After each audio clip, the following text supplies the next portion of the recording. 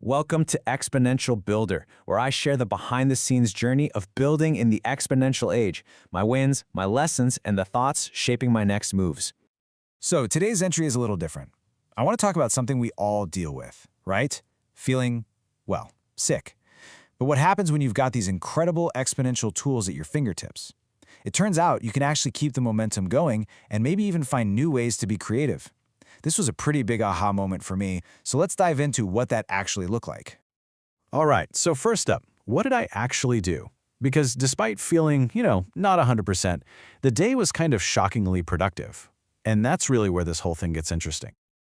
My day kicked off with the usual creative habit, making a new animated AI song. I still got my daily news show out the door. I even found some time to just jam on my Cybergi. That's this custom guitar I'm prepping with for some busking, some street performing next week. And on top of all that, I still got my steps in, over 10,000, and crucially, I made sure to actually rest. Look, getting that kind of velocity when my energy was super low, that was only possible because I leaned hard on technology.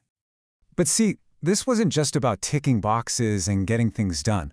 All that activity actually got me thinking a lot. And this is where we get from the what I did to the what I learned, the so what of it all. This was the question that just kept circling in my head all day. It's such a critical distinction for anyone trying to build something. Are the things I'm doing today building on each other, creating value that lasts? Or am I just running on a hamster wheel, doing daily tasks that kind of just evaporate? And wow, when I broke it down like this, it just became so clear. On one side, you've got burning energy. Stuff like the daily news show. It's great for a moment, but it's fleeting. It disappears. And on the other side, you've got compounding impact. That's your evergreen content, your lasting assets, the stuff that actually grows in value over time. Just seeing it laid out like this, man, what a light bulb moment.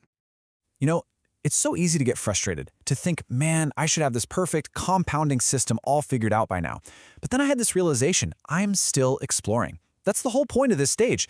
The learning itself is the goal right now. So this doesn't feel like I'm off track. It feels like this is a really, really important part of the journey. So, with these lessons sinking in, it's really starting to cause a pretty fundamental shift in how I'm thinking about my work, my strategy, the whole shebang. This right here, this has basically become my new North Star. It's about consciously choosing leverage and long-term value instead of just being busy. It's such a simple idea, right? But it's so powerful when you actually start applying it to every little decision you make during the day. And the other huge piece of this shift is about respecting my body's limits. For the longest time, I kind of saw rest as a weakness, a roadblock. But I'm completely reframing that. Now I see it as a strategic input. It's a non-negotiable part of the creative cycle that actually fuels better ideas and keeps you in the game for the long haul.